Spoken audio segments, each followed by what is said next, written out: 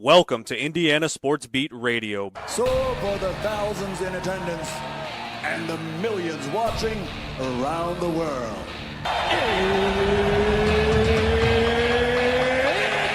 Time! Three on the way. Oh! It went in! It went in! And Indiana wins the ball game! Know your role and shut your mouth, you jabroni! Full game for the win! Ayler's gone. Goodbye. Touchdown, Indy. Woo! IU. America. They got a football team now. It's pretty simple. I win. Google me. You know that I'm the cream of the crop. Now, here's Jim Coyle. Hello, everybody. Welcome back. Appreciate you being with us on this Wednesday. Glad to be along and back in the studio. Jim Coyle with you, as always, on this glorious day. Another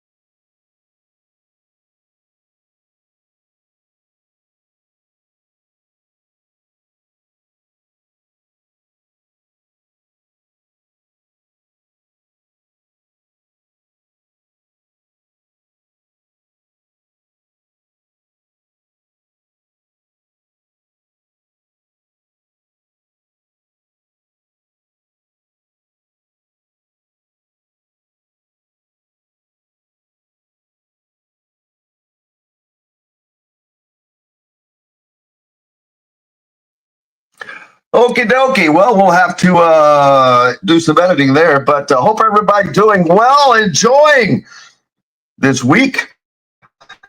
And October, it has been crazy good. I hope that you're enjoying the weather and enjoying all that's going with it as we're coming here. Good to be back in the studio, kind of sorts.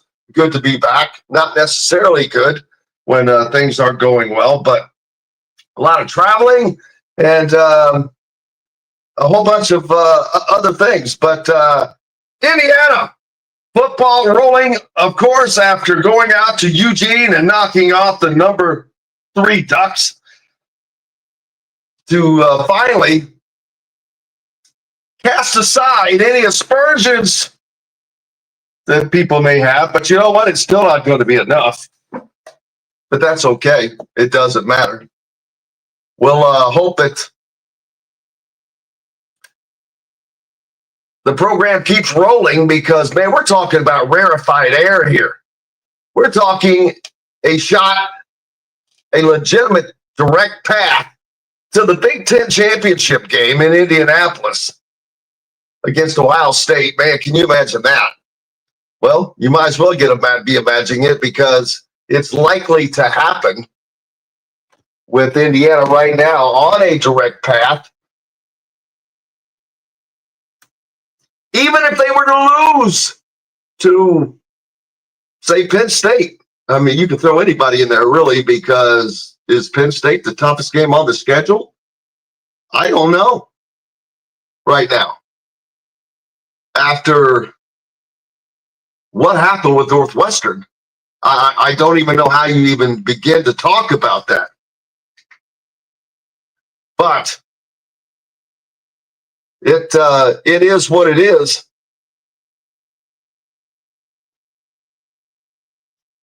And as crazy as it is, it's real, people. It is real.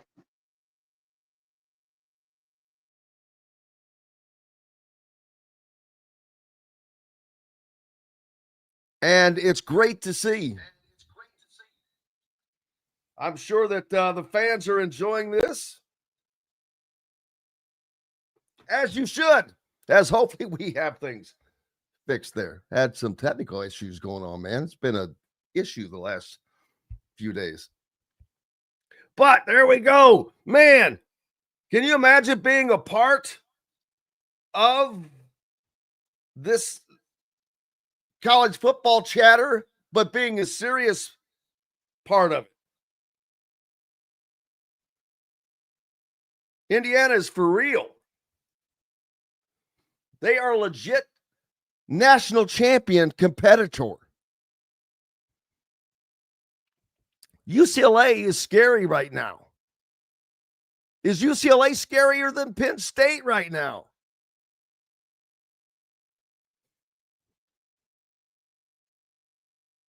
One guy said 1% what? I'm not sure what that means reading the comments. I have no idea what that means. But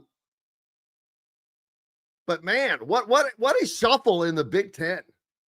Who'd have thunk it? We're asking, or I'm asking, if Penn State or if UCLA is better than Penn State, and meaning it. Now, do we see the same thing with Penn State after they roll the coaches?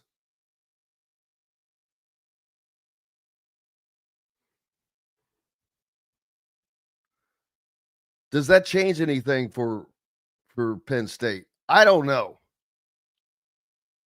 It's going to be interesting to find out.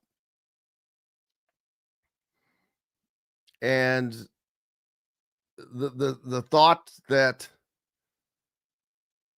Curt Cignetti would leave Indiana for Penn State, yeah, he's from Pennsylvania, but you know what? I don't know that there's any Penn State ties other than they have a bunch of money and they have a bunch of resources.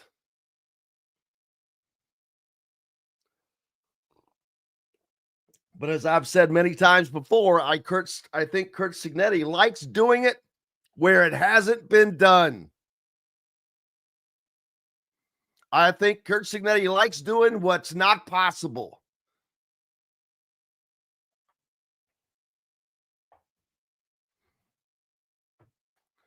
And I think that is why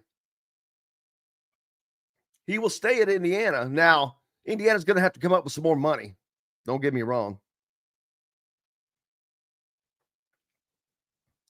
Without question. And soon. But those are champagne problems to have, as they say. Champagne problems to have. Did you ever imagine a day? No, you didn't, because it wasn't even within dreamable that we'd be talking about Indiana football in this manner. No. No one even dreamed of this. The undreamable dream for Indiana fans. But it's here. And it's real. And it's pretty amazing to watch from the outside. Being in Oregon was an amazing thing. And I have to say, if I haven't said it enough, the Oregon people are the most amazing people I've ever encountered in sports. They were unbelievably welcoming and just genuinely nice as they could be. I mean, they were genuine. After the game, they were genuinely nice. It was amazing to see, but very nice to see in a realm in a world where you don't see that kind of behavior. Man, it was incredible because it doesn't matter if it was male or female, young or old. They were all just very congenial.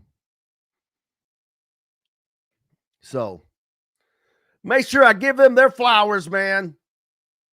Got to give them their flowers. They deserve it. But Indiana gets the flowers as well. Is right now they're playing with what is looked upon as one of the NFL's top draft picks, Fernando Mendoza. So you can forget about him being here another year. But that's okay. You'll have little bro in there. And things can change between now and then, as things always do. But right now, Mel Kiper, you've heard of him. He's got the number 1 pick to the New York Jets, taking Fernando Mendoza. The worst offense in the NFL.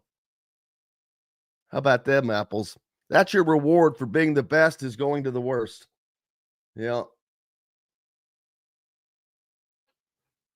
The Cleveland Browns, with the 3rd pick, taking another quarterback in Dante Moore. Don't they currently have 2 top draft picks on their quarterback list? I mean, that's the story always for the Cleveland Browns. They rotate through more quarterbacks than the NFL does. Hey, we've got to take a break. Want to come back? Dylan Sinn from the Fort Wayne Journal-Gazette will be with us. Appreciate you being along for the ride on this Wednesday. Indiana Sports Beat Radio back with more right after you hear from our favorite sponsors. Appreciate you for being with us today.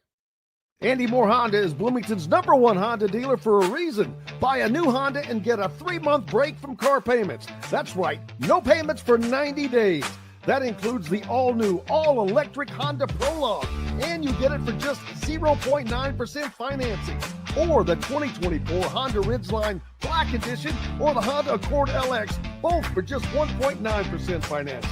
Get more to your door from AndyMooreHonda.com, Bloomington's #1 Honda dealer and your best place for new and used vehicles. If you're looking for a new home in the Indianapolis area, you need Cheryl Sizemore from Brick and Ivy Realty. Cheryl Sizemore has over 2 decades of experience, and that could be the difference in getting the home you want in today's tough housing market. Reach out to Cheryl at CherylSizemore@gmail.com or 317-701-0838. That's 317-701-0838. Let Cheryl Sizemore sell or find your new home today.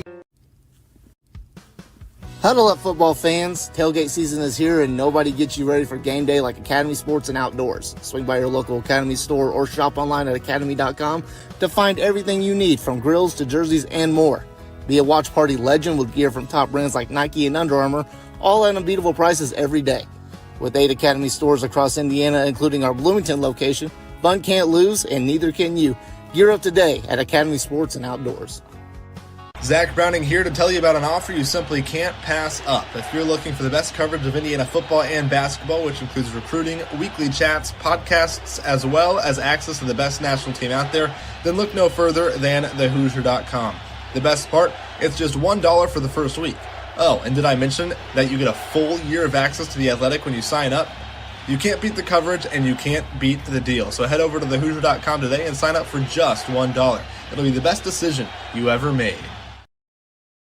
Welcome back, Indiana Sports Beat Radio, coming to you on this Wednesday. Glad to have you along. Dylan Sinn joining me now. How are you doing, sir? I'm good. Thanks for having me on, as always, Jim. Oh, it's a pleasure, man. It's a pleasure. How was your weekend? Where were you? I took a rare weekend off. I went to a wedding of one of my best friends got married in New Jersey. And so I was there. I was very excited to be with him, but I was also, of course, following all the action on my phone kind of during the reception as well. So I had a lot of fun doing that. Yeah, oh yeah, plenty of action going on, of course, with Purdue and Notre Dame and Indiana. Of course, Indiana, a top 10 showdown out in Oregon, of which few to no one gave Indiana a shot at. And not only did they win the game, they won the game pretty convincingly, not necessarily by score, but they were pretty much in charge of this game from the get-go. Yeah, I think that's kind of the takeaway for me is, and I've been kind of emphasizing that, is that this wasn't any kind of fluke. They played better than Oregon did down to down for the entire game, right? Oregon had the one big play at the beginning where IU busted a coverage and they had the pick six, and outside of that they scored 6 points. And then for the most part, IU was able to move the ball. They had 3 long touchdown drives of 75 yards. They had a couple of really nice drives. They had a nice drive late in the first half to get into fringe field goal range, and they made the field goal. They were better in all 3 phases. Their success rate, which is a measure of kind of down to down how good you are, IU had a 41% offensive success rate. Oregon was at 25%. They outgained them.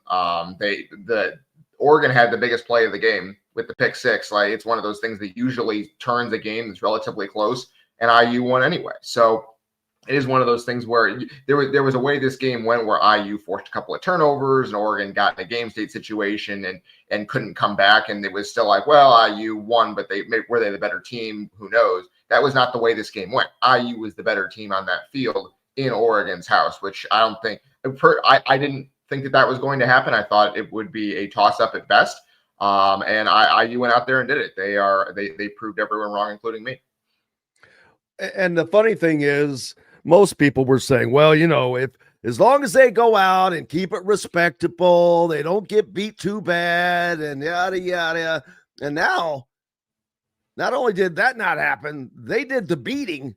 And I guess you could say Oregon kept it respectable, which is kind of the shoes on the other foot. But that's the case, and it is legit. There is not a single thing now for any of the national pundits, any of the SEC zealots to say otherwise and it's not just Indiana. It's any of these teams that are not in their ilk, that are not in their bubble per se of what they're used to. Well, guess what? College football is no longer in that bubble. It's over, people. The bubble has burst. Let me say it again. The bubble has burst. You don't know who's going to be good. And I will tell you this. Kurt Cignetti is the reason why Indiana is the way it is. Period. End of story. His brand of coaching, his coaches that he has with him, his system, what he's doing. I don't know that anybody else could have come in and have done what he did, as if I'm speaking proper English, could have done what he did.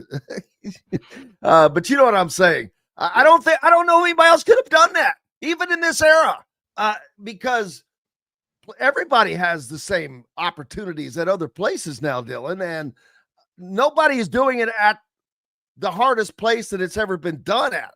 Yeah.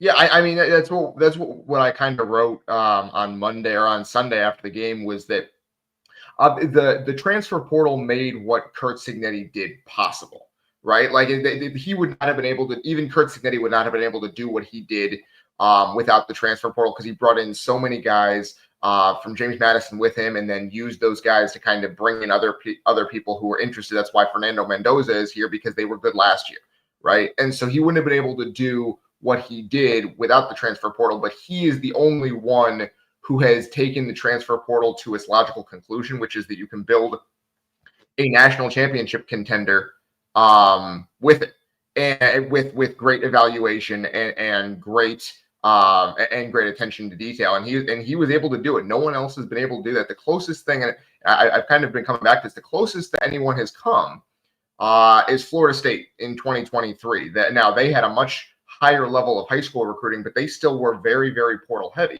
And they went 13-0 and were one of the best 4 teams in the country that year and got stubbed from the playoff in favor of Alabama because their quarterback got hurt, which is still, to me, a travesty, but we don't need to get into that right now. But that's the closest anyone has come. And that was at Florida State, right? This is Indiana. This is the team that had never even come close to doing this. So, yeah, it is to me the best coaching job we've seen since I've been watching college football, frankly. It is remarkable what he's been able to do.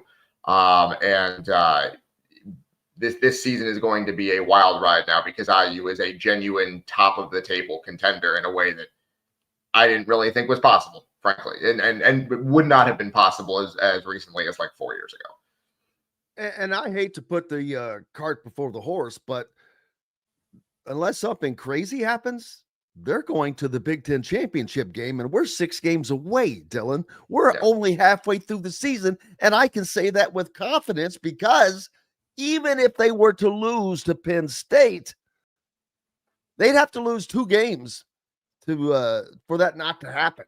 And not to say this is not possible. I mean, hey, this is college football. Well, that's not necessarily true. There are some tiebreaker scenarios. There are other one-loss teams than Oregon, right? Like USC could finish 8-1 in league play. Nebraska could finish 8-1. I'm not sure what the tiebreaker scenarios would be because IU doesn't play either of those teams. So if they lost to Penn State and then there were several 8-1 teams, I'm not sure exactly how that would shake out. But yeah, it certainly it is. They are in the driver's seat right now for a Big Ten championship berth. Like if the season ended today, they would be in. But you got to go win your games, right? Like that is the thing. And that is, we've seen teams all over the country do that over the last couple of years, is they're very, very good and they lose a game they shouldn't. And it hurts them along the way. So IU has proven remarkably remarkable at avoiding that over the last couple of years. That has been one of Cignetti's superpowers, that he gets his team up to play every single game. They're always ready to go. Only that, Dylan, but let's talk about something that I always bring up because it's real. This traveling across the country. Yeah. Curt Cignetti is now 2 times shown how to go across the country, win your games, get your ass back on the bus, back on the plane, and get back home. Yeah. Go to town, kick ass, go home. And that's what they've done. And they've been able to successfully navigate that. Yeah. So that's impressive as well. So they're navigating a lot of things here in making this happen. So to go out to Eugene to do that is special because, first of all, they had won 18 straight games. Dan Lanning was 22-1 as the head coach at Oregon. So lots of winning. Lots of teams have come through there and failed, like Ohio State. So what Indiana just did is big time. Yeah, absolutely. And I do think that is one of Cignetti's superpowers, that he is able to get his team up no matter. It seems like he is able to get his team up to play regardless of who they're playing, which is really impressive. That is not something that every team does. There are teams who are extraordinarily talented, who can beat the best teams in the country, and then they go and they just play an egg every once in a while. Seen it happen several times over the last couple of years. That's why some of those SEC teams last year did not make. Alabama missed the playoff last year because it lost to a 6-6 Oklahoma team. So like it is something that Indiana has been really, really good at, is getting up for everybody and going out there and winning. You got to do it for 6 more games. How about the fall, not of James Franklin, but of just of Penn State? I mean, you're going from a team that was expected to compete for a national champion, a team that Heather Dinich, who is so anti-IU, it's funny, although she's an IU grad, she picked them to win the national championship. I picked them. Hand up. I picked them to win the national championship before the season. I thought they were going to. I'm not getting on. Yeah. It's just how it's amazing that you can go from being a team that's being picked to win a national championship to one that's not even going to make a bowl. Well, I guess they'll make a bowl game probably. Possibly. Well, their next 3 games are at Iowa, Ohio State, and IU, and then they still have to play Nebraska later in the season. They have to win one of those, and right now it doesn't seem like they're a team that is really capable of winning one of those games. Now, maybe under a new coach, under an interim coach who they all seem to like, that Terry Smith is the interim coach. He's been there forever. He's an alumnus. They all seem to like him. Maybe they rally a little bit, right? Maybe they rally around the backup quarterback that's there now that Drew Aller is out for the season, and they go on the road and beat Iowa, and suddenly they look formidable again. Maybe they do that. I don't know. But these last couple of games, they have just looked like a team that is uninterested.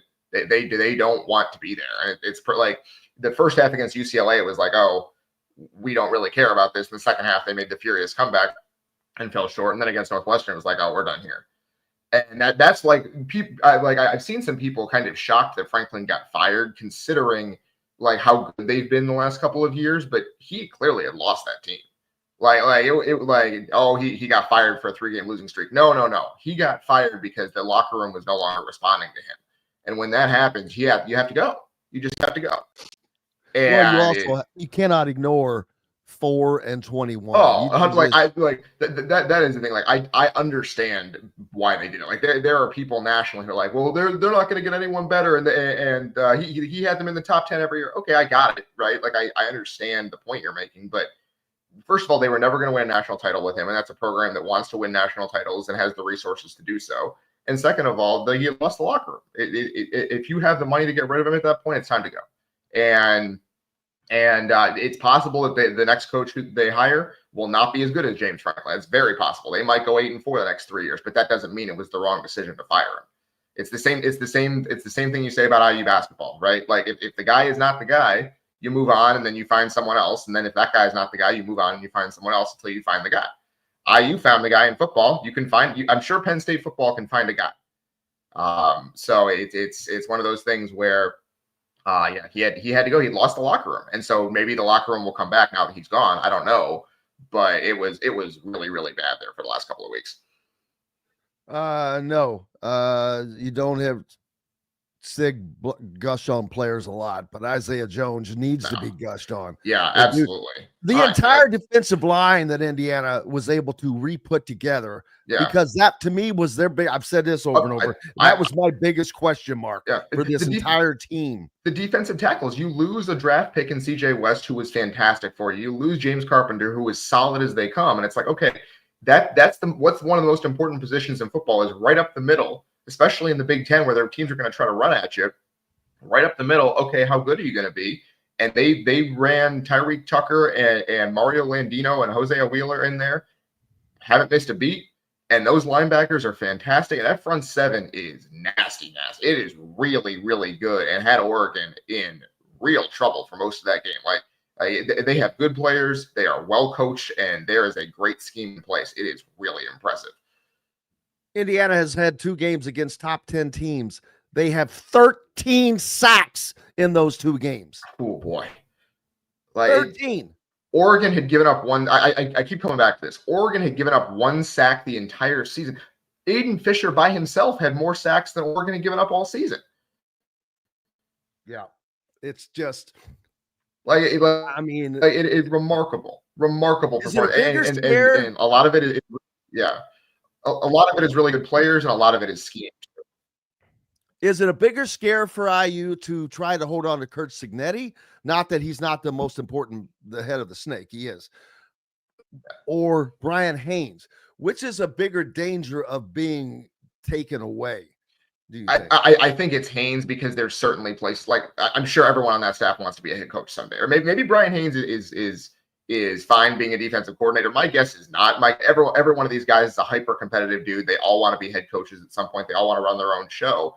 And like Cignetti, you can just give him an enormous raise and maybe he sticks around, right? Haynes, eventually, you can make him the highest paid coordinator in the country, but is that going to be enough? Because, eventually you want to run your own show. The same with Mike Shanahan, right? We saw that last offseason. Now, you can and should give both of those guys raises, and enormous ones, to get them to stick around again after they gave them enormous raises last offseason. But eventually they're going to want to run their own show. And there's just no way around that. And you just hope that first of all, say Cignetti's eye can for coaching can bring in someone who can do just as well.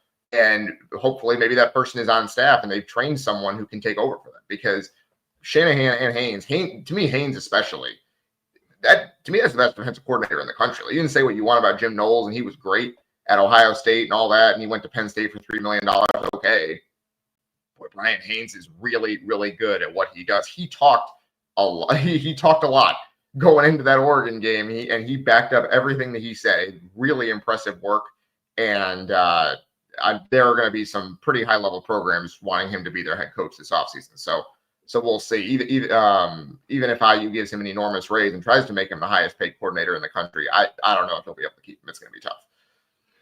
Yeah, I mean, he's up there right now, but he's not at the top. I mean, No. I know alone the defensive coordinator, ironically, at Penn State, I think is the highest. He's paid the highest paid coordinator ever in college football. They poached him from Ohio State after he led Ohio State to a national championship, to be fair. And their defense has not been very good this year. And so that's always been kind of the knock on Jim Knowles at Penn State, is that he takes a couple of years to put his system in place. And so he's probably not going to get a second year at Penn State, frankly. So we'll have to see what becomes of him. He's a little bit older. Maybe he just retires. But yeah, even at Ohio State, they hired him in 2022 away from Oklahoma. That 2022 Ohio State team got torched by Michigan in the horseshoe. And then by two years later, they were the best defense in the country. And so it takes a while for him to put his system in place, and Penn State is seeing that this year. Yeah, and the money that's going to cost Penn State just to get rid of James Franklin and the entire regime is being reported by Todd McShay as being closer to, let's see, where was the number I saw? $105 million. So it's interesting that, yes, it's a huge number. So the buyout is about $50 million, but the buyout is for James Franklin personally. The buyout is $50 million, but it is spread throughout the life of the contract. So they don't owe him, like Jimbo Fisher for Texas A&M. When they fired him and they paid him $76 million, they had to pay him a lot of that up front. Like immediately you owed him a significant chunk of that. James Franklin, the buyout is like you owe him $8 million this year, and then you owe him $8 million next year, and then you owe him $8 million the year after that. And that's not nothing, but it's different than owing him $45 million up front, right? And so they're able to spread that out a little bit.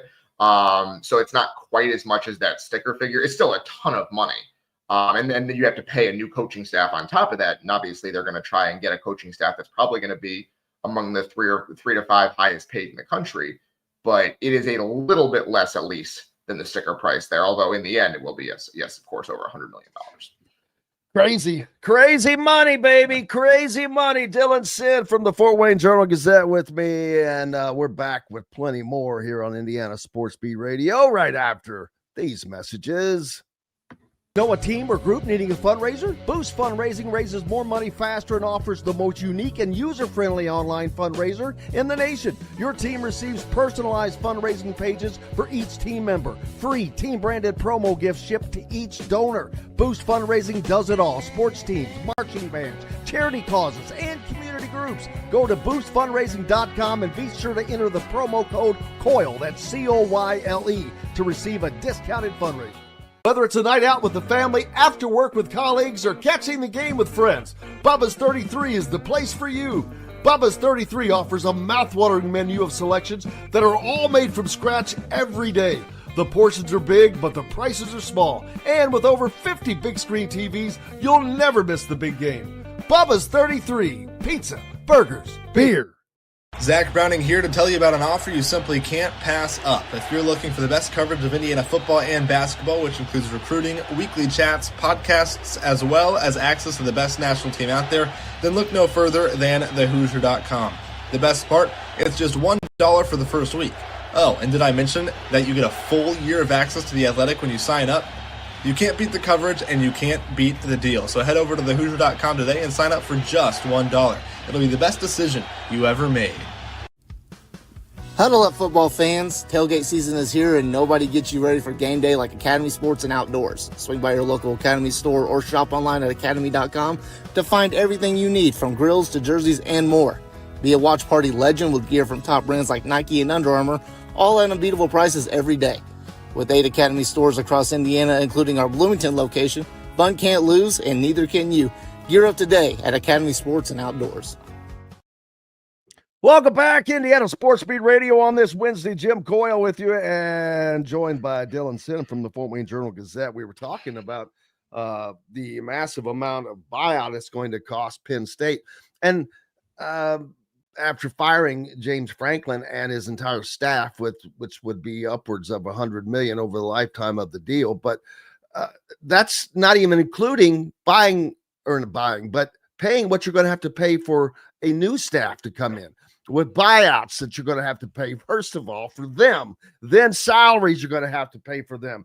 This is a $200 million deal overall at the end of the day.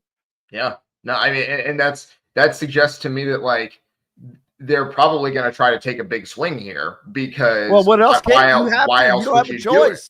Right. Why else would you do it? If you're going to fire a coach who, we talked about this, it makes sense that he had to go. But if you fire a coach who won at least 11 games in 3 of the last 4 years or whatever it was, you better have a big swing in mind that you want to take.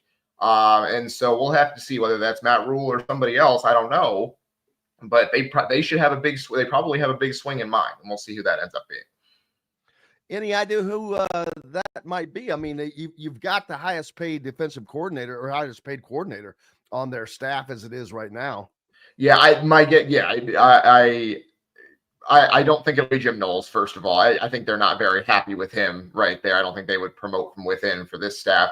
The consensus opinion seems to be it's going to be Matt Rule at Nebraska. Because I don't get. He has been nothing but successful at Nebraska to me. Every time I see his name, I laugh because I'm like, really? You're going from a guy who has not gotten it done to a guy that has not gotten it done. Nebraska might be in the playoff this year. Like, they're sitting here at 5. They're sitting here at 5-1. Have you checked their schedule? Yeah, but if you look at their schedule, they haven't beaten anybody, but they might be in the playoff. Like, Nebraska this year is what people tried to pretend Indiana was last year, which was like a team that was just getting by and beating a weak schedule, and that's why they got in. But Nebraska might actually do that this year. They play basically no one except USC the rest of the way. If they beat USC, they're going to go 11-1 and make the playoff. And then, then you're hiring an alumnus who just took a team to the playoff in year 3. Yeah, but I don't think that there's any way a Penn State fan is going to look at that as someone who took somebody to the playoff just because they did it. Sure. That's like saying, well, North Carolina went to the NCAA tournament last year. Well, yeah, they did technically, but they only did because Bubba Cunningham, their athletics director, was the guy getting that done.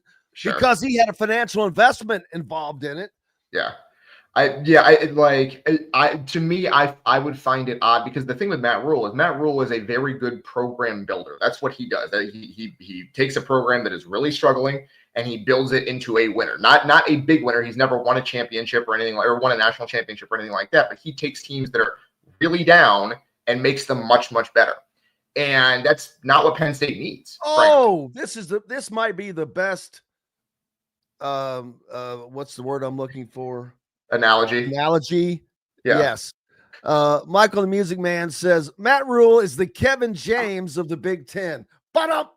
Oh man, hold on. I think I've got where am I? I'm supposed to have stuff for this, ready to go. Where am I? Oh man. Never mind. Go ahead. Missed out on it.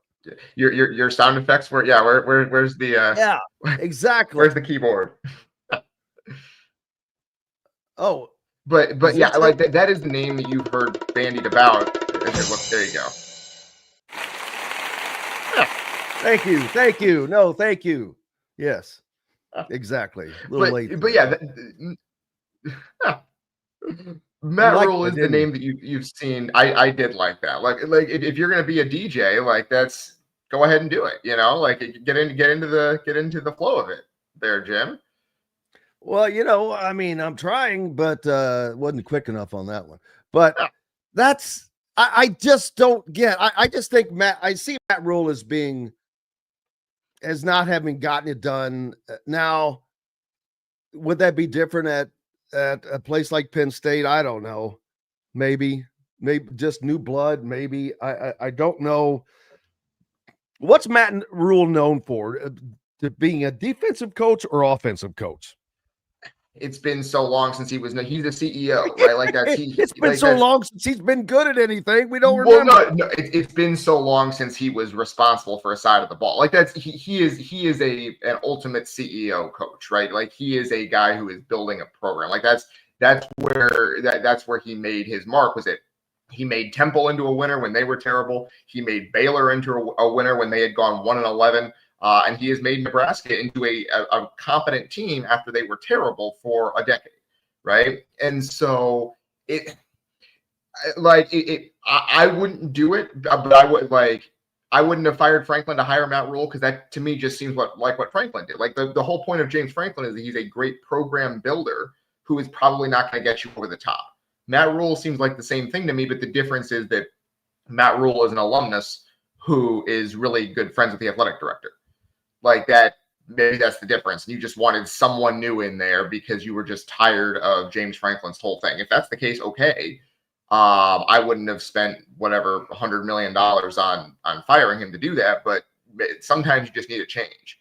The problem is if it's not Matt Rule, I don't know who it would be, frankly. There's not really like if it's not Matt Rule. How does Penn State not go after Curt Cignetti with? Well, yes, they will 100% go after Curt. No, I'm asking. So like they will. I don't think he'll take it. Like if it's my I don't either. Here's my thought. It's because I don't think he takes it because he likes doing it where it hasn't been done, where he's been said it can't be done, where it should not be able to be done. I don't know that he has a relationship to Penn State. I know he's from Pittsburgh, but I haven't heard. I mean, he was a West Virginia guy. Yeah. Boom, right there. That's backyard brawl, baby. So although the resources, or I should say resources, I liked how people, when they say resources, the resources would be available, would be mind-boggling. They would pay him, but of course, this is a guy who 2 years ago was making $600,000. That's still that's lottery money for you and I. But now he's making $8 and soon to be $10 million, and probably soon to be $12 million. To be honest with you, like he will like if he stays at IU, he will get another raise this offseason and probably be one of the 3 highest paid coaches in the country. Would be my guess. Like I don't think he has to be the highest paid coach in the country, and can the highest paid coach in the country be at Indiana? That's a great question. I don't know the answer to. I think probably this offseason ends with Curt Cignetti being one of the 3 highest paid coaches in the country, along with Ryan Day and Kirby Smart. Like I don't know if he ends up getting beyond those guys. He probably gets to par with those guys, whether he stays at Indiana or goes to Penn State. Either way. But here's what I will say about the he wants to do it where it's never been done. The problem with that is that he's already made this move, right? Like the move from Indiana to Penn State, he already did that when he went from Elon to James Madison. Like Elon was the Indiana of that conference and James Madison was the Penn State. And he already made that move. So he is a climber. And maybe he's decided this is as high as he wants to climb, and he can get to as high as you can go at Indiana. Like maybe he's decided he can win at the highest level here. But that's not necessarily the case. He might look at Penn State and say, look, I'm 64 years old. He's going to be 65 soon. If he wants to win a national championship and do it before he's 70, maybe Penn State is a better option. I don't know. I don't know what's in his mind. I don't know what his priorities are. But it is. I think it's notable to say that when he was at Elon and he was building Elon from a team that was nothing to a contender in that conference, he went and beat James Madison, and then James Madison was like, "Hey, why don't you just come be our coach because we're the big dog in this conference?" And he was like, "Okay." And I think that's notable. I think that is something that should be at least considered, is that like he wants to be at the highest level possible, and maybe he thinks he can get to the highest level possible at Indiana. I don't know if that's the case, but it's something to monitor for sure. Can you imagine the fact that we could put out a poll that would be legit and say, is Indiana more likely to win a national championship in basketball or football first? Yeah, it is a genuine question. Like I don't know the answer to it, because this team this year genuinely could do it. It is not outside the realm of possible. I think it's obviously still a long shot, but I think this team has the capability to do it just because of the amount of veteran talent they have on that team. It is a really, really well put together team. Absolutely. And not only that, they have a squad that is it covers each position group. Yeah. And so we've seen that they can go into environments like Iowa and Oregon and win. So they won't have to worry about that if they were to make the playoffs. It would be well, I mean, at this point, they might have a home game in the playoffs. They shouldn't be playing in the first round. That's more than likely. That's true. If they make it to the Big Ten championship game because they're undefeated, they're going to. I think they get a top 4 seed. Yeah, I guess that would be the question: is where does IU slide if they go 12-0 and lose to Ohio State in the title game? Where would I think that they get the top 4 seed because that is what was being talked about with Oregon. Yeah, probably. It would be. I would be hard pressed to think of who are going to be the because it would have to be 4 teams above you if you assume Ohio State is 1 and the SEC champion is another 1. Who are the other 2 teams that are going to be above you? I would be hard pressed to think of them, unless if Miami goes undefeated, that's probably one of them, and then it would be a toss up between IU and whoever loses the SEC championship game, probably. Maybe Texas Tech goes undefeated. I don't know. Well, we'd have to see. We'll find out. College basketball preseason polls out, but we've seen what preseason polls mean in football, especially. Not as much for basketball. You have a little bit better understanding of what a team has, but you still don't know how good they're going to be, how well they're going to play. So preseason polls, you can take them with a grain of salt, but Purdue comes out on top. As no shock. It's just that's the easy thing to do, is to put Purdue up there because you know what they have. You don't really know what everybody else has. Yeah, I mean, they return as much production as anyone in the country. They return 2 guys one guy who wasn't All-American last year, one guy who probably should have been. It was snubbed. And so that is a foundation on which to build, and you have the core 3 there, and then you bring in that's what is kind of what makes Purdue so interesting this year to me, is that they return a core group of 4 starters, and then they added several Big Ten starter level players onto their roster. I think that Omer Mayer would start on a lot of Big Ten teams. I think their freshman, who hasn't been talked about a ton, Anton West, I think he would start on a lot of Big Ten teams. Jack Benter is going to be a problem for them this year. Kid they got from North Florida, Liam Murphy, is 6'8" and probably going to shoot 45% from 3. And then you bring back Daniel Jacobson, who did start for them last season and then got hurt in the second game of the year. He's back. You bring in Oscar Clough, who was the leading rebounder in the country last year. It's a lot of talent to add to a team that was already really good. I think that is kind of why Purdue makes sense. I voted them number 1 in the preseason. Significant pieces to an already really good team. And so, they fixed what seemed to be their biggest problem last year, which was the lack of size, right? They didn't have a guy who could protect the rim or rebound consistently. And so they brought back Jacobson, who's 7. They brought in Clough, who's a really good rebounder, and so that's fixed. And so we'll have to see whether that ends up putting them over the top, because they are as talented as anyone in the country. Certainly added some pieces, and adding the right pieces with that kid from Israel. Man, he is supposedly the real deal. Yeah, and he might not even start for them, is the thing. Like, he's very, like, I've seen him in practice. He's very, very good. He is absolutely worth all the hype. I don't think he's going to start for them. He's going to come off the bench, and they're going to have to find minutes for him, because they have 3 guards returning who started for a Sweet 16 team last year, who they all think are very, very good. Like, he's going to have to take minutes from CJ Cox and Jakari Harris, both of whom they think are extremely good players. And so he is going to have to earn every minute he gets. I think he will. And the most impressive thing to me about him is how physically ready he is. Like, he is a big, big guy for an 18-year-old. And he is not going to need to talk about adjustment to the college game, or just how quickly he can kind of carve out a role in that backcourt rotation for them. We'll see if this is the team that Matt Painter can take to the national championship, because a lot of pressure on in West Lafayette for that with this team, because it's just kind of seems like everything has been gearing in this direction. This is kind of like the last run with these guys.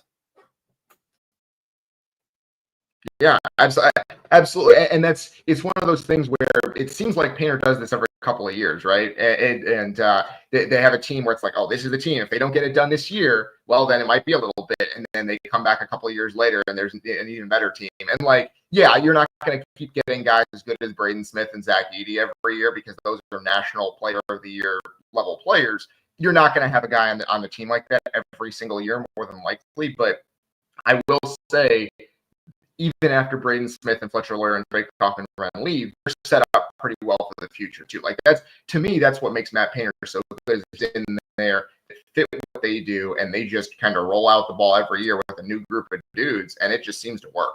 He's really, really good at finding guys that fit what he does, and he has the role right now there. Yeah, well, we'll certainly find out. But then you've got Michigan that's going to be there, and with their recruiting, what they've been able to pull in, man, they're going to be right there. I don't know who I picked Michigan to win it, to win the Big Ten at least, but we'll have to see. Yeah, absolutely. I mean, it's a top 10 team in the preseason. I think they're 7th in the poll. They brought in some really important pieces this offseason. The kid Yaxel from UAB, I think, like 6'8" point guard. He is a guy who they're really, really excited about, and could be is being talked about as a Big Ten Player of the Year level player. So we'll have to see with Michigan. I think the Big Ten is actually relatively deep this year. The SEC and the depth of the Big 12. I think the Big Ten is really deep this year. I think you have Purdue, and Michigan State, Illinois, Wisconsin. I think is going to be there. I think Indiana is going to be pretty good. I think Iowa is going to be pretty good with the column there. I think Minnesota might be better than you expect, bringing in Nico Bedved, who made some interesting additions. So UCLA, I think, I think they're 12th in the preseason poll. They brought in Donovan Dent from New Mexico, who's a terrific player. So the Big Ten has some depth this year. I think it's going to be 10. You're going to make the tournament, because that is a gauntlet you're going to have to get through. Yeah, and I have no idea where to slot Indiana right now, because they are a complete unknown as far as where they fit in this conference. It's not. I know what they have talent-wise. We know what to expect, but where they end up, that is an unknown. Yeah, if you told me that before the season that they're going to finish 8th or 9th, I wouldn't be shocked by that. And I also think that'd be a pretty good result, because first of all, that would get you in the NCAA tournament, I think, almost without question. And I think for a team that has so many new pieces, to be able to survive that gauntlet and go 11-9 or 10-10 in league play, I would be perfectly happy to take that result right now. And I think you get in the tournament as an 8 or 9 seed, and maybe see if you can win a game or two. And I think that would be a pretty good result for year one under Darren DeVries, especially considering that they had no one back when he took over the roster. We'll certainly find out. Appreciate you, sir. Absolutely, Jim. Always glad to be on. Thanks for having me. Appreciate you, brother. Hey, lots more coming up. Cal Neddenriep joins us, as well as Zach Browning later. Here on Indiana Sports Beat Radio, we're back with more after these messages. If you're looking for a new home in the Indianapolis area, you need Cheryl Sizemore from Brick and Ivy Realty. Cheryl Sizemore has over 2 decades of experience, and that could be the difference in get up housing market. Reach out to Cheryl at CherylSizemore@gmail.com or 317-701-0838. That's 317-70 Sizemore. Sell or find your new home today. When it comes to apparel and promotions, FreeThink has you covered, literally, whether it's 24 or 200 or groups. FreeThink Apparel and Promotions can also create your very own merchandising store. FreeThink Apparel and Promotions did it for Indiana Sports Beat Radio, and they can do it for you.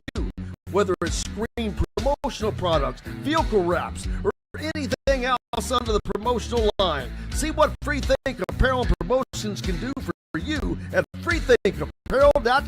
Huddle up, football fans. Tailgate season is here, and nobody gets you ready for game day like Academy Sports and Outdoors. Swing by your local Academy store or shop online at academy.com to these and more. Be a watch party legend with gear from top brands like Nike and Under Armour, all at unbeatable prices every day. With 8 Academy stores across Indiana, including our Bloomington location, fun can't lose, and neither can you. Gear up today at Academy Sports and Outdoors. Family, after work with colleagues, or catching the game with friends, Bubba's 33 is the place for you. Bubba's 33 offers a mouth-watering menu scratch every day. The portions are big, but the prices are small. And with over 50 big screen TVs, you'll never miss the big game. Bubba's 33, pizza, burger. Welcome back, Indiana Sports Beat Radio, coming to you on this Wednesday. Glad to have you along. I hope all is going well for you and your week is going well. You've made it to the midway point. I hope you're having fun and ready for the weekend as Indiana back home this weekend, and plenty of high school action going on. Kyle Neddenriep from the Indy Star joins me now. Kyle, doing well, Jim. How are you? Good. Well, just got back from Oregon along a trip out there, but now we're in week 9 of the high school football season? Yes, sir. Last week of the regular season, and the sectional draw is in the books, and we'll be, it's go time. Yeah, it certainly is, and looking forward to that. So what, as we get towards the end of the year, it doesn't have an effect on the postseason itself. So what are you looking forward to? I mean, I'm actually doing kind of a different story this weekend on kind of going behind the scenes with the team, and on Friday night. It should be fun. I'm looking forward to that. But yeah, I mean, there's not a whole lot to, I think everybody at this point, at least I feel this way, you're kind of, for a lot of teams, it's can we finish out not a lot of teams, but there's some teams trying to finish out an undefeated regular season, which is certainly meaningful. Some teams trying to wrap up conference titles or gain a share of a conference title, which is certainly meaningful as well.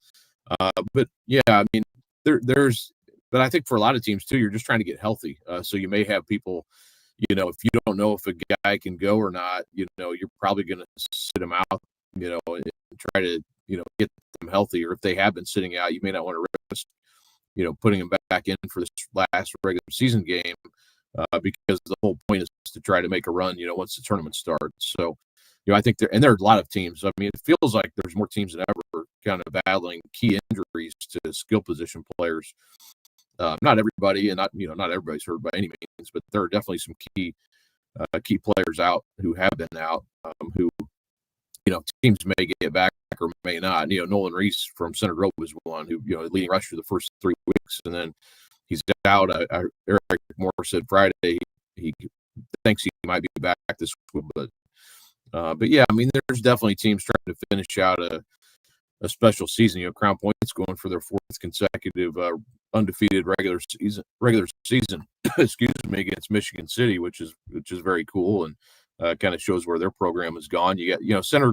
One of the big games I'm interested in is actually in Bloomington. Bloomington South plays Center Grove on Friday night. That's an old rivalry that those teams haven't played a lot in the last 20 years or so, but really interesting game.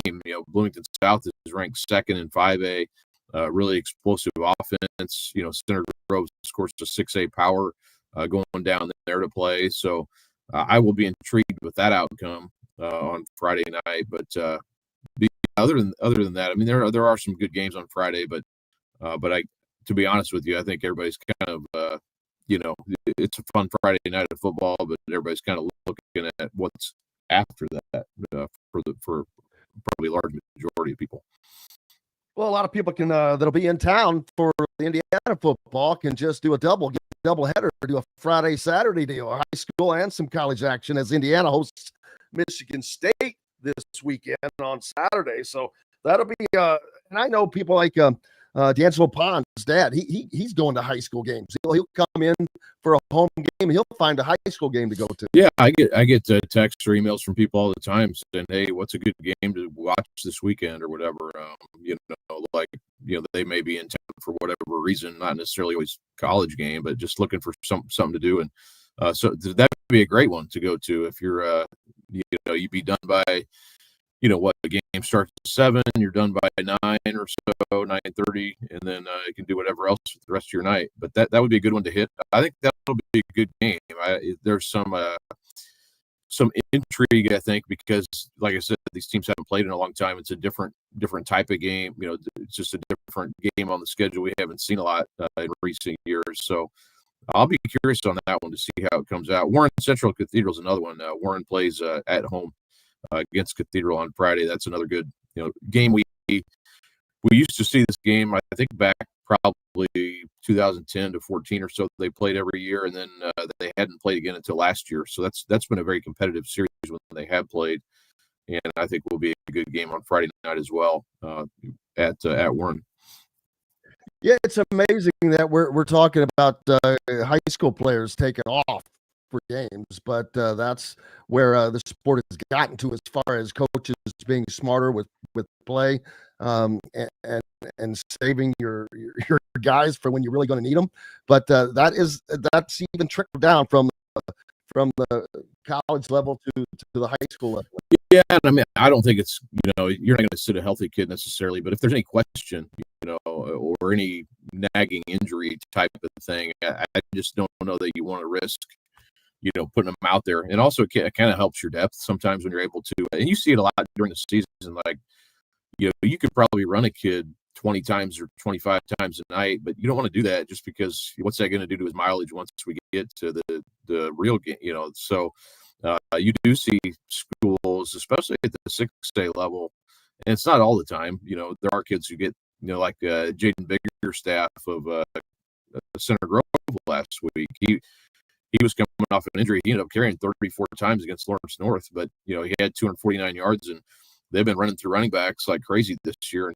And he steps up and takes advantage of his chance. And so you do see higher carries sometimes, but I think a lot of coaches are like, man, if we can use, Brownsburg has 3 different running backs that are all equally good, and they use them all, relatively equally, and it kind of keeps everybody fresh, and it gives you a different look. And if you can do that, and you have talented players like that, you might as well use them. Decatur Central is the same way. They've got so many guys who share the wealth, and I think that helped them last year when they got to the tournament. It's not just 1 or 2 guys. They have 5 or 6 guys who carry the ball relatively equally. So I think that philosophy, is something that is maybe a little bit different than it was 10 or 20 years ago. Well, that plus you're getting guys ready. You never know when the next guy up that we hear all the time is going to become a reality. And these are guys that are going to be playing next year for a lot of these good. Yeah, I mean, it's only a good thing, I think. And then once you get down to and a lot of times you'll see too, like once we get down to these sectional games and beyond, some of your best players are going to play both ways if they're not already. For example, like Deacon King at Westfield last year, and this year, he's a defensive and offensive player, but you may not have him out there every play on defense in the regular season. You probably will if it's a game you have to win. And we've, there's been a lot of players like that over the years. Even the very top, the very top of 6A. Some of those guys will play both ways when it comes down to it, just because you want your best athletes out there. Like, a quarterback or running back will play safety, or, cornerback, or, Mark Zachary, for instance, last year, he's a guy that, played both ways. And if you can get those special athletes on the field, I think that's what you're probably going to want to do if you have to win the game. So that's not unusual either, is, playing those guys both ways once it's a do or die situation.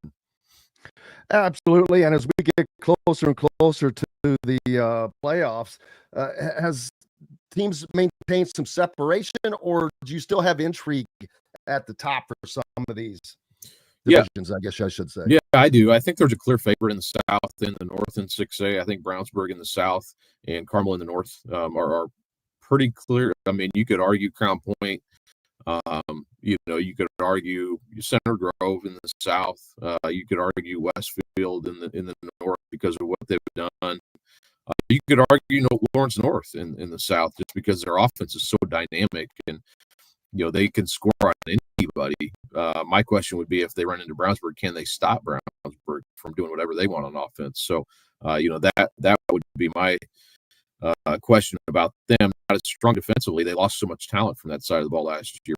So, but I think it's the fun part of 6A is, there are only a handful of teams, I think, that can actually go and win the title. But there, among those teams, there is some balance and some question going into these games. Like, even with Carmel, as good as they've been, we haven't seen them, get to a place where, they have used to be. They haven't been a sectional champion even in 5 years, which is really kind of shocking when you think about it. But they're a traditional power that just hasn't been where they have been. So there is some question how they play in a game, if they play Westfield again, or in their sectional.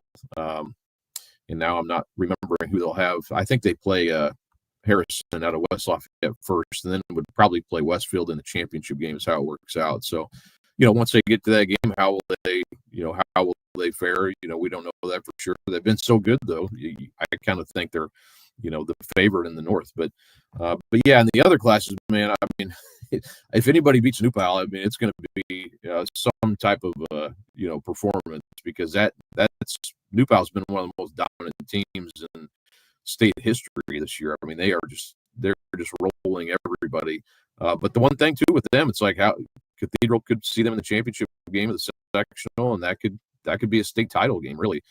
So that will be fun. 4A, I think, is, Chittard looks like the best team, but I think there's some teams out there that could give them a game for sure, including Heritage Hills on the south side of the bracket, including South Bend St. Joseph having a great year. Roncalli will still be tough in the sectionals. 4A is a good class. 3A is loaded, man. It's 3A's got, Evansville Memorial's been great, but they will have to be Gibson Southern in the sectional, which teams are 1 and 2 in the state. So, that will be a lot of fun. Cascade's having a great year. So you go on down, and there are some definite favorites, but I think some teams that have a legitimate shot to get there as well, who maybe aren't the favorites that you always talk about. Yeah, it's been amazing to watch these all play out. And is there a more balance this year between the North and the South? In 6A? Yeah. Yeah. Well, that's usually in the Indianapolis area without question. But outside of those divisions, I guess, is it most of the 6A teams the usually around the Indianapolis area? Yeah, although to your point, I mean, the North has been traditionally been weaker. Just even the, partly because Carmel hasn't been quite as good here lately, and also the South is just more of the Indianapolis area 6A teams are in the South, so that kind of creates a different weight of power, I would say, because of that. But if you look at it, and I think this has kind of been changing kind of created more balance. They haven't been able to break through and win a 6A title, but they've been close to doing it. So that's helped shift things a bit in the North. And then I think Carmel, obviously, this year is going to shift it even more. Fishers is really good. They're in the North. I think Fort Wayne Carroll's pretty good. They're gonna be a factor, I think, this year. And they're only 5-3, but they've been ramping up their schedule to play some tougher teams. So they're another team to look out for. And then I mentioned Crown Point already. So there is, I think, and Penn. Penn, we don't know. They're 8-0. They haven't really played a lot of teams that we can compare against, but they're having a good year also. So there is, I think, a little bit more balance. The one class that has been really lopsided is 4A. Once you get to the state championship, the South representative has really dominated the North, and I don't know if that will change this year or not. East Noble in the North is good again. Leo, Mishawaka, some of those teams, but man, the South team has just been really much stronger. I can't remember the exact number, but I think the South representative in 4A has won like 17 of the last 20 or something like that. So that class has been a little bit more lopsided than the others. Well, it's fun to see because you've got the pockets of communities, whether it's Evansville or Fort Wayne, that always has good programs, and it brings the state. It's great to see the competition in the from across the state. Yeah, and I think the class that's really interesting this year is 1A.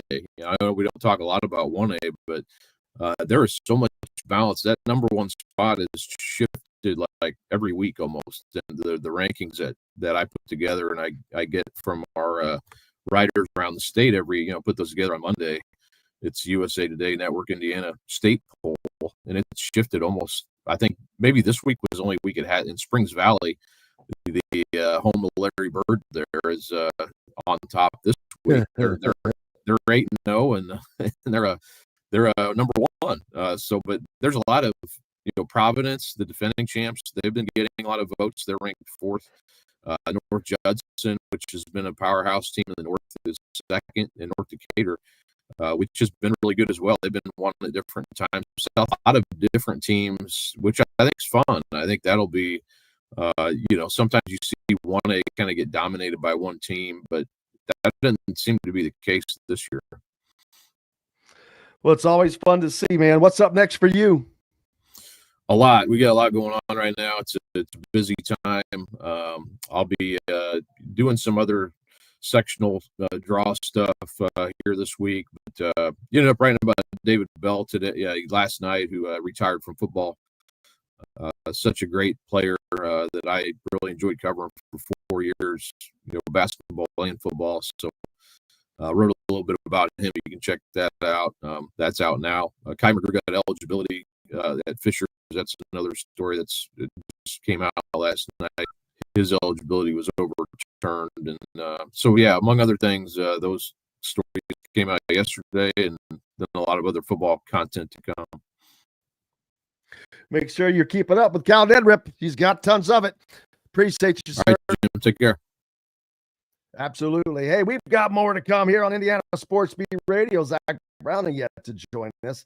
And I'm looking at the college AP poll tracker. There are 3 voters that voted Indiana number 1 this week. One of those, Stephen Means from the Cleveland.com. I guess that's the name of it. Cleveland.com. I guess that's the name of that one. It's not the Cleveland Plain Dealer. But anyway, he's one of 3. It's just amazing. I'm sitting here looking at this poll, and it's a football poll. And Indiana sitting in the number 1 slot over top of Ohio State. Just to look at that is wild. Wild and wacky stuff, man. Hey, we've got lots more coming up. Thanks a lot for being with us. Back with more. The ISB Sports Network is your home for sports content across the Hoosier State. Find us live on TV and streaming or archived on our website and our app. Shop for the content you want to see, including high school sports, college sports, and other great events throughout the year. Subscribe to our streaming service and get access to it all. ISC, local lives here. Boost Fundraising raises more money faster and offers the most unique and and user-friendly online fundraiser in the nation. Your team receives personalized fundraising pages for each team member. Free team-branded promo gifts shipped to it all. Sports teams, marching bands, charity causes, and community groups. Go to boostfundraising.com and be sure to enter the promo code COYLE, that's COYLE, to receive a discounted fundraiser. If you're looking for a new home in the Indianapolis area, Brick and Ivy Realty, Cheryl Sizemore has over 2 decades of experience, and that could be the difference in getting the home you want in today's tough housing market. Reach out to Cheryl at Cheryl.com or 317-701-0838. That's 317-701-0838. Let Cheryl Sizemore sell or find your new home today. Apparel and Promotions, Free Think has you covered, literally, whether it's 2 dozen or 200 shirts for sports leagues, businesses, or groups. Free Think Apparel and Promotions can also create. Free Think Apparel and Promotions did it for Indiana Sports Beat Radio, and they can do it for you, whether it's screen printing, embroidery, digital printing, promotional products, vehicle wraps, or anything else under the promotional line. See what for you at freethinkapparel.com. Welcome back, Indiana Sports Beat Radio here on this Wednesday. Glad to have you along. Hope you're doing well. In the midst of James Franklin's firing at Penn State now looking at having one of the best recruiting classes in the country, if not the best. But now they're seeing those guys go by the wayside as guys like Kim on Spell said Friday night he wasn't fully committed to Penn State any longer. And then Franklin got fired on Sunday. So the 2027 standout from McKeesport, Pennsylvania, reopened up his recruitment completely. Georgia's been an aggressor there, and you have all the normal names, the usual suspects, but they have tons of guys that are available for the pickings, I guess you'd say, and they will be going after them, especially when you don't know who the coach is going to be. But none of that matters at the moment unless they sign with somebody, because it's just everything is always fluid in this. I should call it this business now, because it is just that. It's a business now, and it is that.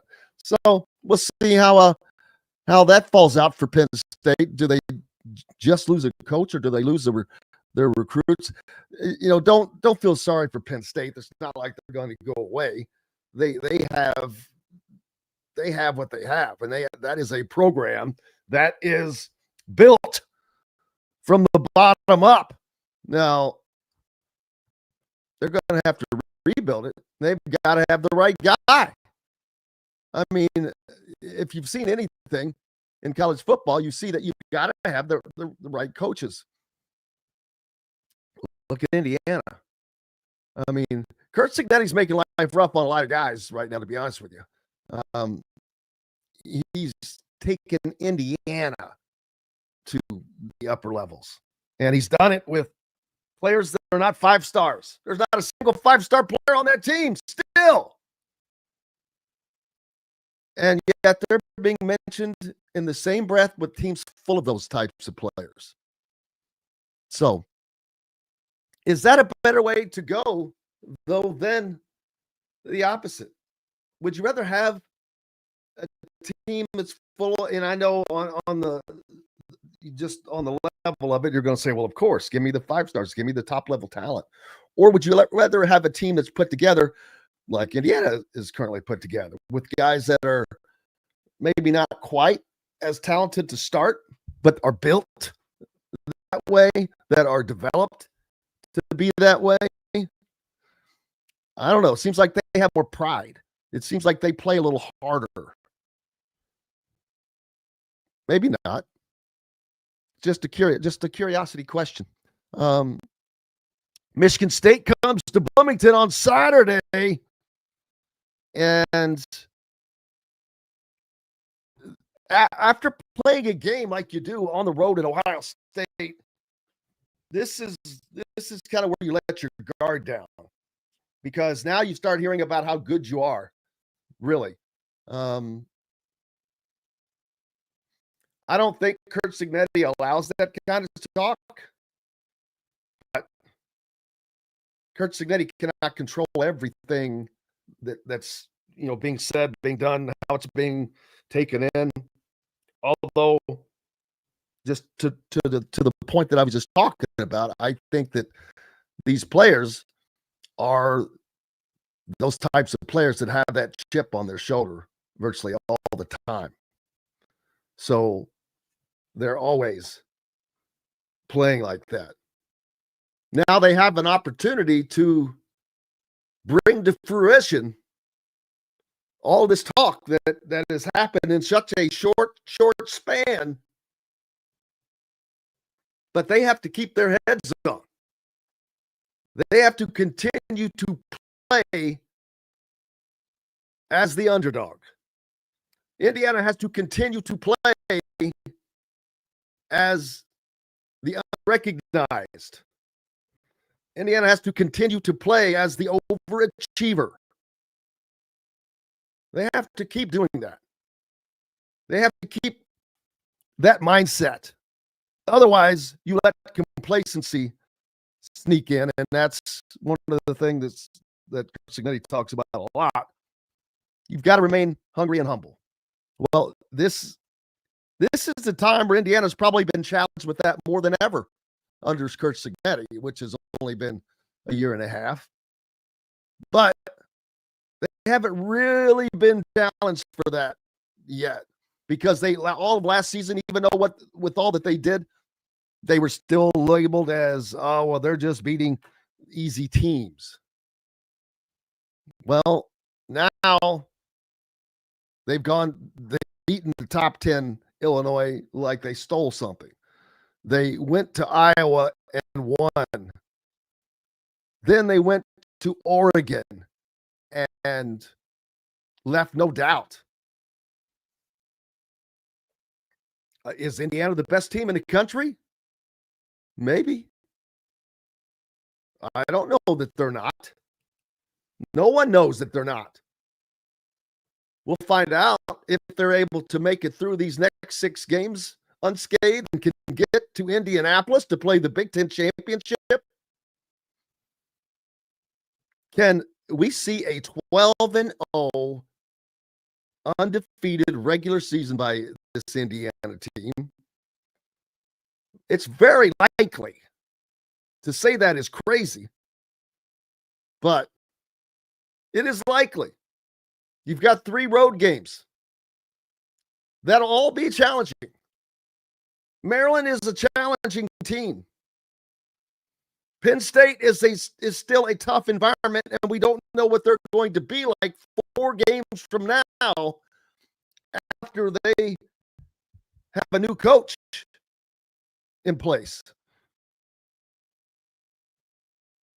We saw what happened with UCLA. UCLA has rebounded in an unbelievable way. They've looked the best that we've seen them in years. Immediately upon the coaching change. So, and they're coming to Bloomington, by the way. And then you've got to go up to West Lafayette.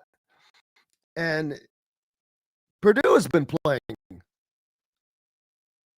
pretty well. And they're gonna give it all they have in that game, because they may have everything on the line that day. The home game, non-losing season. So they're going to be challenged.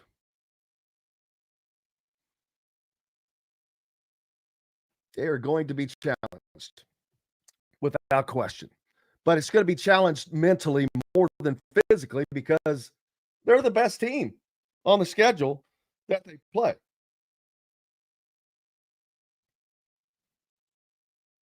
I mean, they're going to be favored in every game, home or away. It doesn't matter. But we're not talking about being the best team on the field. We're talking about being the best team mentally.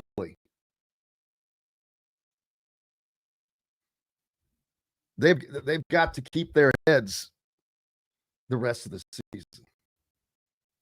Jason pointing out that Pat Kraft made a statement on the firing of James Franklin.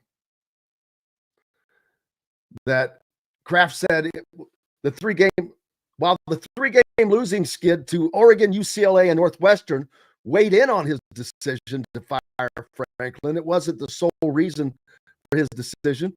I weigh everything when I make a decision. The PhD nerd in me is like, I do data. I do analysis. I do analytics. I look at everything. And when you start to look at where you're going, and yes, no, this year has been playing out, all of those things have to be taken into consideration, Kraft said. We're all humans. James Franklin's a human being. It's a job he loved, and people can say what they want about James, but James, it's a small world you have when we're all friends, and so you cannot make decisions of this magnitude lightly. So to say, oh, we lost to Oregon, then we lost to UCLA, no, it's about where we are as a program. Where are we going? How do I give my student athletes the best chance to win? Yada, yada. Okay, yada, yada. How do I continue to build this as a place where blah, blah, blah, blah? Come on. Penn State coach must be able to win. That's what I wonder about Dabo Sweeney. Can he win in the NIL era? It's not been good for him so far.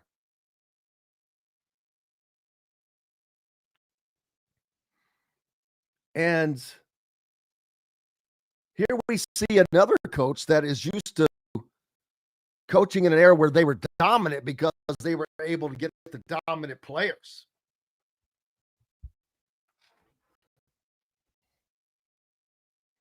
It's not always the case of where you are now. Someone should have just asked him, as a former Indiana football player, that's Pat Kraft, the AD at Penn State, will you be going after Indiana's football coach? And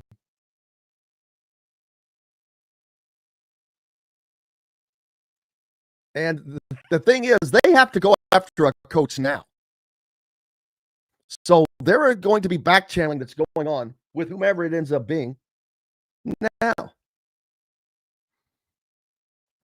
Who will that be? Not sure. Will they reach out to Signetti? I would be shocked if they're not, if they don't. Would you not be? Would you be guilty of negligence if you didn't?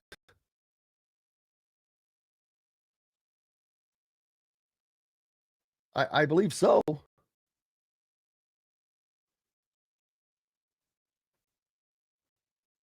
I think you would be. You have to. Can Penn State make an offer that he can't refuse? And I'm talking about Curt Signetti. While there is no Penn State relations to my knowledge, still Pennsylvania. It's the spot in the state, man. It's where eyes turn. But then again, eyes turn to Curt Signetti.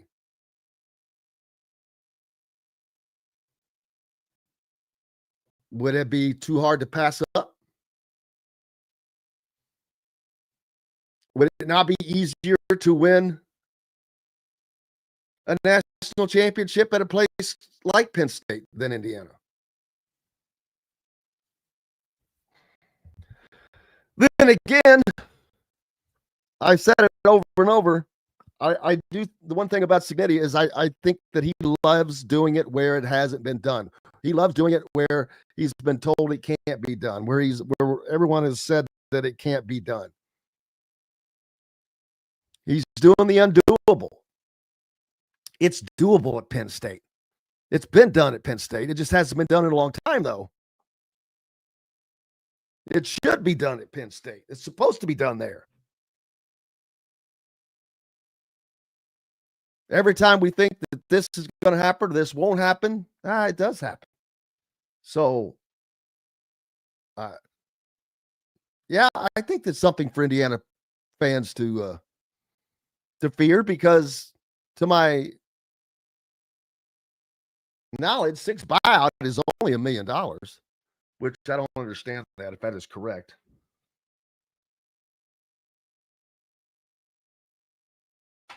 I would think that if I'm signing to that much of a long-range deal, that I make that, the buyout. But I'm not in that business end of things. I don't know how you can make it happen, but Indiana should have done everything they can. Well, $10 million is nothing then compared to paying what they're paying. Yeah, $10 million is a drop in the bucket in football. When you talk about a program like Penn State, probably make that in 2 home games. Very, very easily. So it's going to be, then again, how does this work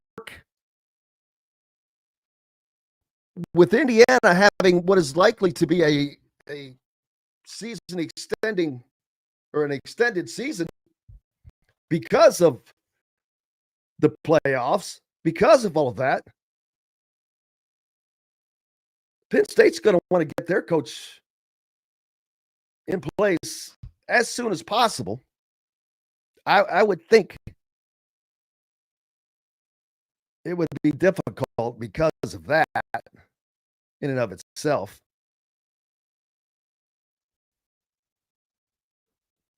But hey, you never know. You never know. Brian says Penn State is about to spend upwards of $100 million on this firing. Well, yeah. We talked about that earlier. That's what it's going to be. It's we're talking big time money, man. Somebody should just throw $1 million at me. Just throw a little million here. It's no big deal. Just like drop it off the table as if it never existed. Just boom. $1 million could drop off the table of all this stuff we're talking about, and no one would ever even notice.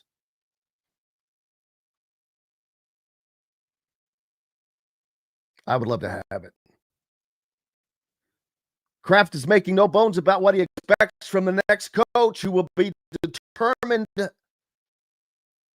after a national, who will be determined after a national search. The next coach must maximize elite level resources, attack the transfer portal, and develop talent at the highest level. He adds that he wants someone who can retain talent, honor Penn State tradition, who isn't afraid to evolve. Kraft describes the football program as backbone, adding that we have invested at the highest level in the team, meaning expectations must match the investment. A new leader can help us lead a national championship. Kraft opens the news conference by thanking Franklin for his time leading the program, adding that he wishes them nothing but success moving forward, of course. Well, it's a big job that's open. And there's only one name that will fill this. But we're going to take a break. Back with more. Zach Browning should join us on the other side. Back with more Indiana Sports Beat Radio. Andy right after is these Bloomington's messages. #1 Honda dealer for a reason. Buy a new Honda and get a 3-month break from car payments. That's right. No payments for 90 days. That includes the all-new, all-electric Honda Prologue. And you get it for just 0.9 for 2024 Honda Ridgeline Black Edition or the Honda Accord LX, both for just 1.9% financing. Get more to your door from AndyMooreHonda.com. Bloomington's #1 Honda dealer and your best for new and used vehicles. If you need Cheryl Sizemore from Brick and Ivy Realty. Cheryl Sizemore has over 2 decades of experience, and that could be the difference in getting the home you want in today's tough housing market. Reach out to Cheryl at CherylSizemore@gmail.com or 317-701-0838. 0838. Let Cheryl Sizemore sell or find your new home today. Huddle up, football fans. Tailgate season is here, and nobody gets you ready for game day like Academy Sports and Outdoors. Swing by your local academy.com to find everything you need, from grills to jerseys and more. Be a watch party legend with gear from top brands like Nike and Under Armour, all at unbeatable prices every day. With 8 Academy Bloomington location, fun can't lose, and neither can you. Gear up today at Academy Sports and Outdoors. Zach Browning here to tell you about an offer you simply can't pass up. If you're looking for the best, which includes recruiting, weekly chats, podcasts, as well as access to the best national team out there, then look no further than thehoosier.com. The best part, it's just $1 for the first week.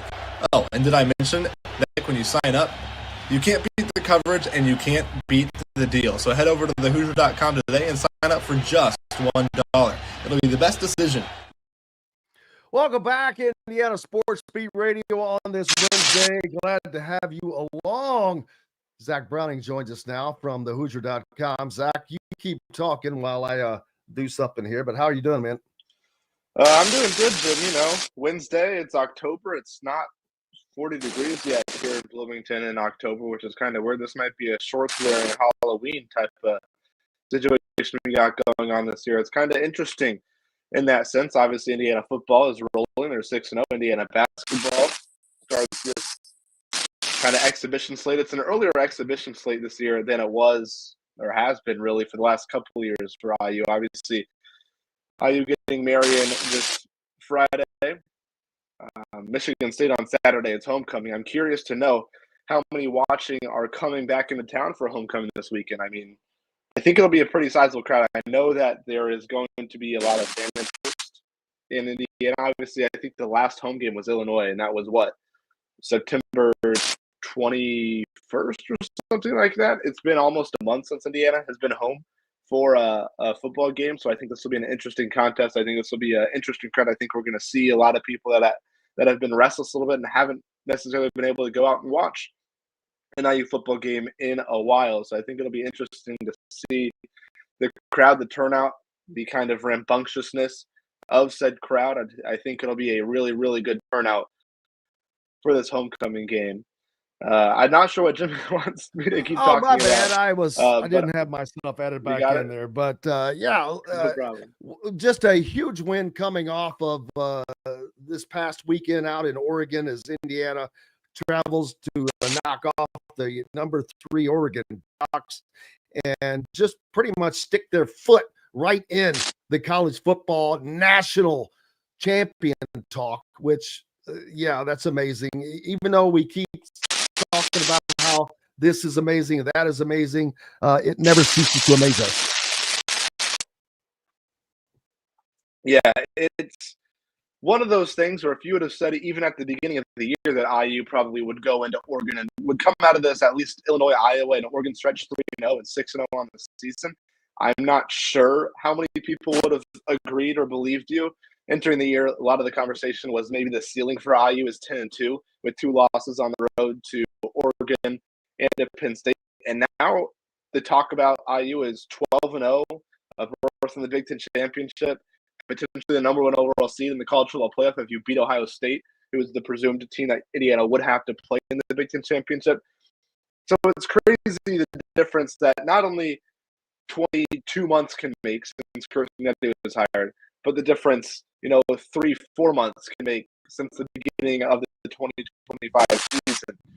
I think there was some concern from Indiana fans, from people. Yes, they believed in Kirsten. Yes, they believed in Indiana. But still, these are Indiana fans that saw that 2021 season. These are fans that probably had a little bit of that 2021 season in the back of their mind heading into this year. And Chris and Eddie, this Indiana team, have done everything in their power to not only dispel the fact that these are the 2021 Hoosiers, because they simply aren't. We've seen that so far in the football field. They're 6-0, the number 3 team in the country, but also the fact that this team is here to stay, and this team isn't a one-hit wonder. This team isn't going to have a good couple of seasons. This is a team that year in and year out will not only compete for college football playoff appearances, because that's very different than competing for actually college football national championships, and that's what this team looks like it's capable of doing. It doesn't look like a team that is going to sneak into the college football playoff as a 9, 10, 11, or 12 seed and be a double-digit 2-touchdown underdog in the first round game that they play on the road somewhere in some 100,000 seat SEC stadium or in South Bend or something like that. This is a team that at this point, Jim, and quite honestly, is more likely to host a first-round game or have a first-round bye than it is to go on the road somewhere in the first round, which is crazy to think about from where Indiana football was 22 months ago. Yes, a first-round bye is a very, very possible for this team if they can continue on. If they roll on to a 12-0 finish to the regular season, which would put them in the Big Ten championship game against presumably Ohio State, that would also presumably give them a bye, because that's all the talk that you heard when it was Oregon. Now, does that talk remain when it's Indiana and not a big-time brand like Oregon?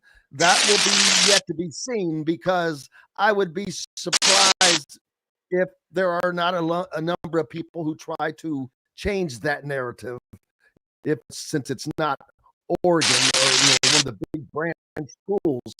But we'll have to see that play out.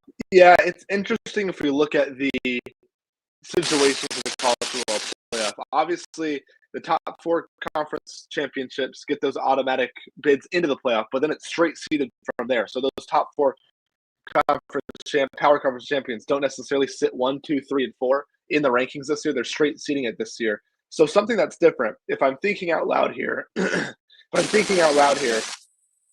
winner of the Big Ten, whether that, and it looks most likely right now that that's going to be Ohio State or Big Ten, the winner seed, Miami looks like it's going to be the number 2 overall seed. You'd presume that the SEC champion, which looks like it could be Ole Miss, maybe Texas A&M, whoever wins that conference championship will likely be the 3 seed. Then if Texas Tech runs the table in the Big 12 and they're an undefeated conference champion, you probably have to give the 4 seed to Texas Tech. So if Indiana loses the conference championship, should they play in it against Ohio State, I'd probably assume the 5 seed for Indiana, which would be hosting a Memphis or USF or somebody that sneaks in at that 12 seed. If Indiana loses the conference championship and Texas Tech also loses the conference championship, you could probably see Indiana as the 4 seed sneaking into that last bye.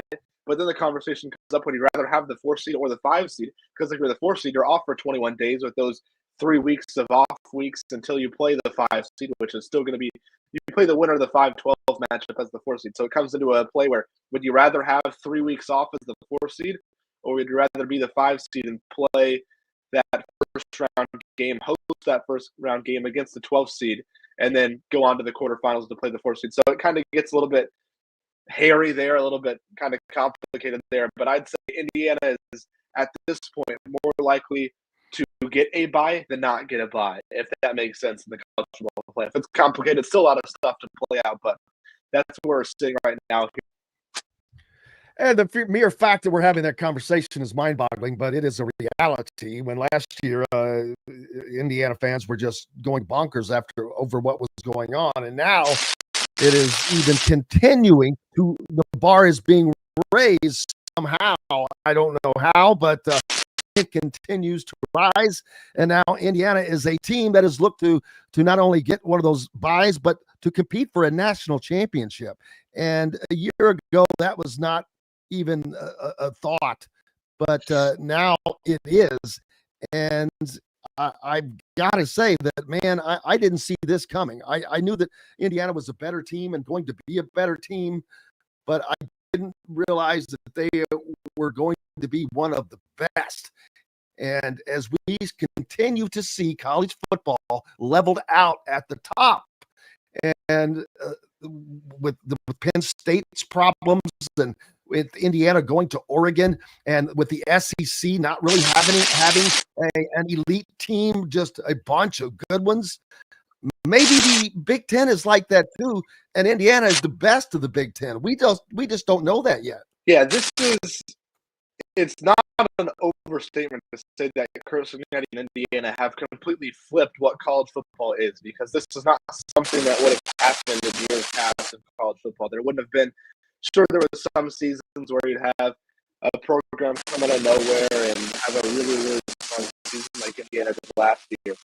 But none of that was ever really sustainable. This looks sustainable for Indiana. And you talk about not really being the expectation coming into the year. Internally, it probably was, but externally, I know I predicted 10-2 this year for IU with 2 losses to Oregon and Penn State on the road. I think a lot of people were around that 9-3, some even on the 8-4 mark, but 8-4 to 10-2, I think was the prediction. And now Indiana's staring down the barrel of what they control their own destiny, being a 12-0 season. They control their own destiny. They're probably going to be double-digit favorites in every single regular season game they play the rest of the year, which is bonkers to me.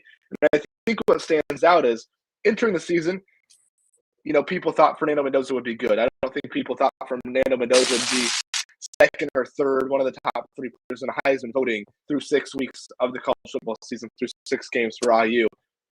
Defensively, last season's defense was good. Everybody knows that. Everybody saw that. Last season's defense was really good. Even in those games against Ohio State and Notre Dame, the defense outperformed the offense in those games.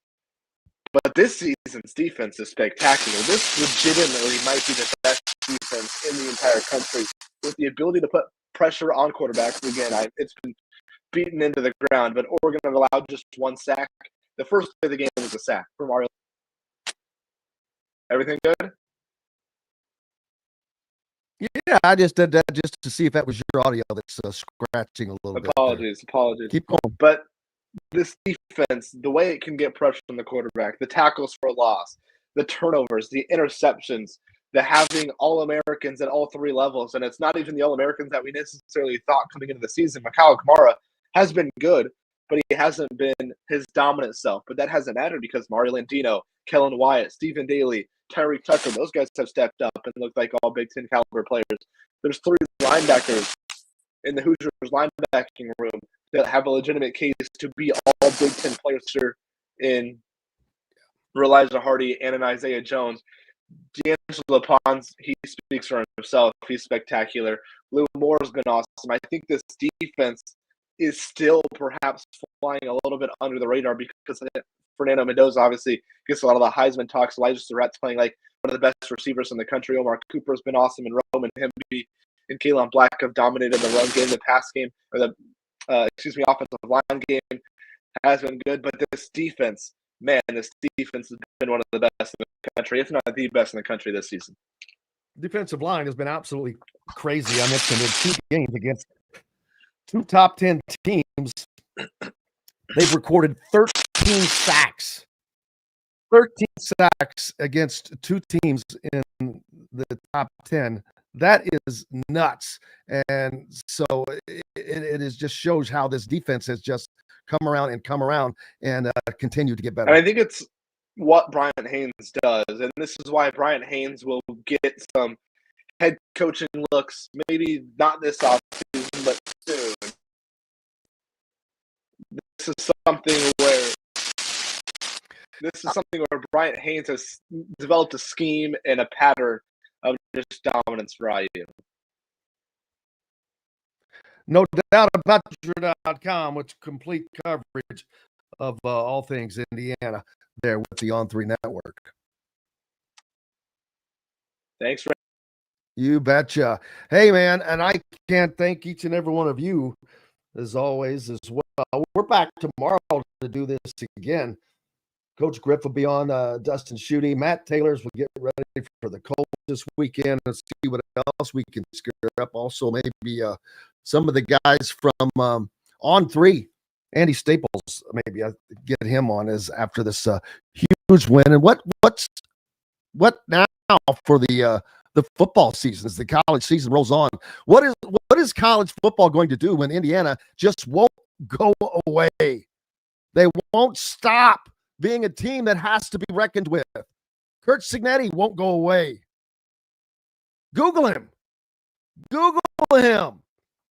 Well, when you Google him, is he still the Indiana coach next year? That's going to be something. But, yeah, that'll be questions. But that's going to be questions over the next several weeks with programs like Florida potentially looking for a coach. You've got Penn State looking for a coach. Man, they're not the only ones either. A lot of talk out there. We'll see. We've got 6 weeks of the, well, more than that, really, but 6 weeks of the college season or football season left of games. Of course, there's a bye week in there for Indiana somewhere along the way. When does that happen? Coming up soon? No, I have to look at the calendar on that. But yeah, this defense of Indiana's is phenomenal. It is possibly the best defense in the country. It is done things that a lot of other defenses have not done. And we'll keep on watching it roll as now they get a chance to roll on through some teams. They've played a very, very, very tough part of their schedule, the toughest 3-game stretch of the year with games against Illinois, at Iowa, at Oregon. Now they get to possibly beat up on some teams like Michigan State and UCLA and maybe Maryland. Stack some stat points up. We'll find out. Hey, we're back tomorrow to do this again. Appreciate you for being with us. As always, until then, I'm Jim Coyle. I will see you. Thanks for listening to Indiana Sports Beat Radio. Be sure to subscribe to our YouTube page for more clips and team coverage of Indiana basketball. You can also find full episodes and tons of other content on thehoosier.com. We'll see you next time for another edition of Indiana Sports Beat Radio.